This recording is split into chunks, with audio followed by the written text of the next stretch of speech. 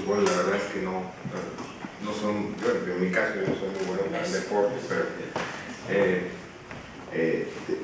yo creo que lo que vimos de inicio hace unas semanas en México con la tasa de crecimiento, un poco de referencia a lo que pasó. Habíamos proyectado sí que el crecimiento iba a tener una reducción este año, eso ya estaba proyectado. La tasa de crecimiento del año pasado fue 3.9% y el pronóstico para este año era 3.5%. Cuando se observa el crecimiento para el primer trimestre de 2013 es inferior al que habíamos proyectado, es inferior, era 1%, el proyectado fue 0.8%. Y eso, más el dato de producción industrial, básicamente lo que nos hizo es revisar la meta de crecimiento del 3.5 al 3.1% para todo este año. La verdad es que el efecto primordial de lo que ocurrió es un efecto externo. Solo ayer Estados Unidos revisó su crecimiento para el primer trimestre de 2.5 al 2.4. Y uno lo ve muy claro en las exportaciones no petroleras de México, que tuvieron durante el primer trimestre del año un crecimiento prácticamente nulo.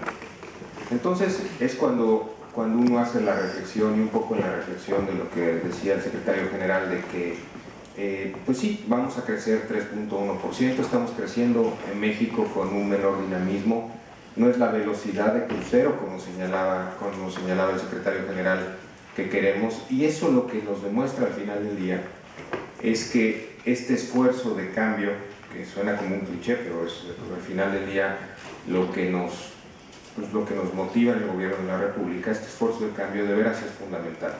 México es una economía abierta, estamos comprometidos con el comercio internacional, estamos reforzando lo que queremos hacer en términos de hacer la economía más abierta y más competitiva, pero lo que demuestra es que tenemos que reforzar lo que tenemos dentro, los elementos internos de la economía mexicana, para tener un crecimiento que sea mejor. La economía mexicana tiene un potencial de crecimiento de entre el 3 y el 4%. No es suficiente, lo que queremos es un crecimiento mayor. Y en ese sentido, la agenda de reformas, pues es hacia dónde va. Y lo señalaba el presidente Moreno, que hemos hablado, y el secretario general, que hemos hablado de educación, donde ya se hizo una reforma a nivel constitucional, una reforma de telecomunicaciones, donde también hay un cambio constitucional importante que no se menciona tanto, pero una reforma a la ley de amparo, que es básicamente la posibilidad que tienen los privados de ir ante un juez y detener los efectos de cambios en política económica. Eso también ya se hizo. Y una reforma financiera que tiene los elementos que señalaban, que era la parte de competencia sobre todo, y la parte de mantener prudencia. Y ahí lo relevante de lo que se está intentando, Michael, es que estas reformas al final del día lo que buscan es tener un mayor acceso para todas las personas y para todas las empresas de insumos productivos para que puedan hacer su trabajo. Educación, para una educación de calidad, para mucho más, para el mediano y largo plazo. Telecomunicaciones, para que haya productos que sean accesibles para toda la gente y las empresas. Y por ejemplo, en la parte de reforma financiera, pues sí, este tema del crédito a pequeñas y medianas empresas que nos preocupa, porque el dato exacto en México es 74% del empleo se crea en las pequeñas y medianas empresas, y por ejemplo el crédito que se destina en México a esas empresas es de solo el 15%. Y ahí lo que hemos hablado del total del crédito, el 15% del total del crédito. Y ahí pues lo que hemos hablado es pues, de este fenómeno que sí se dio en México, donde la productividad de 1981 a 2011 decreció en promedio anual 0.7%. Y uno busca indicadores económicos que no han crecido en México, y ese quizás es el más relevante. Entonces ahí es donde se inserta este tema de que 3.1% al final es reflejo de que no es suficiente hacer las cosas bien en términos macroeconómicos, es fundamental hacerlo para que todo lo demás pueda florecer, pero sin los elementos de competitividad y de cambio, que otra vez suena cliché, pero hay que hacerlos. Sin esos elementos al final del día no podemos aspirar a que la economía mexicana crezca más entre el 3 y el 4%. Las reformas que usted menciona son sin duda importantes, pero la reforma que todo el mundo está esperando es la reforma de energía y la reforma vinculada a eso fiscal, ¿no?, que lo posibilita. Se habló originalmente que iba a estar en el primer semestre de este año. ¿Cuándo va a ver la luz del día?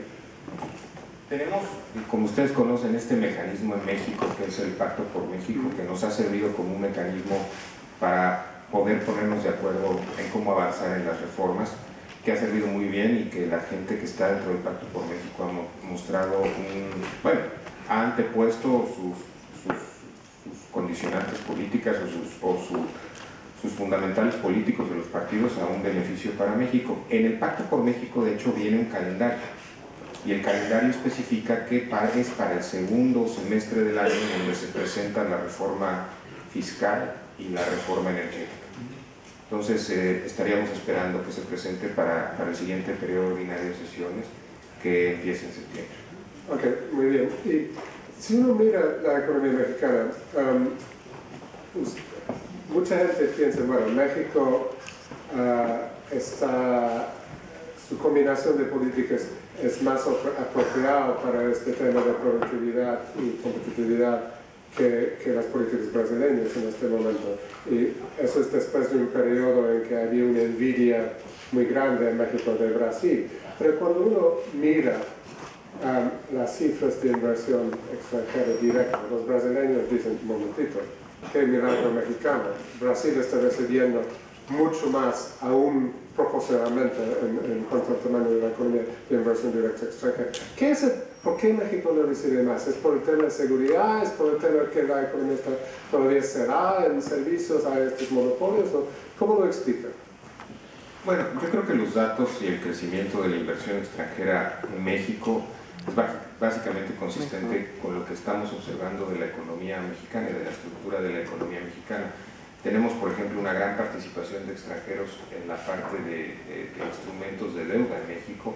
Tenemos un tipo de cambio flexible que ha funcionado muy bien para absorber esos choques y que ha permitido choques de volatilidad externos y que ha permitido niveles de inversión apropiados.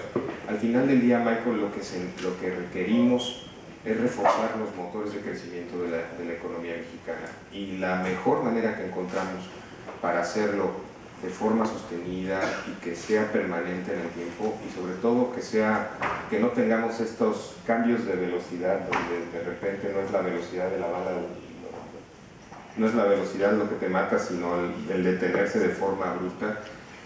Es lo que necesitamos, son estos cambios estructurales para hacer la economía mexicana más competitiva en todos los niveles y en todas las regiones.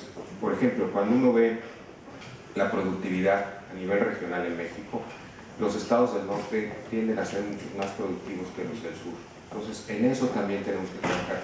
En el tema de la formalidad contra la informalidad, otra vez, los estados del norte, la tasa de formalidad en el empleo es mucho mayor que en los estados del sur.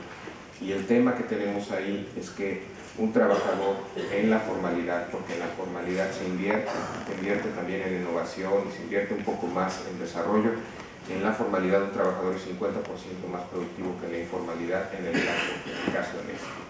Ok, muy bien, muchas gracias. Pasamos a Edgar Ayales, el ministro de Finanzas de Costa Rica, una economía abierta como México, más pequeña, que ha abrazado la globalización en los últimos tiempos, ¿no? ¿Cómo desde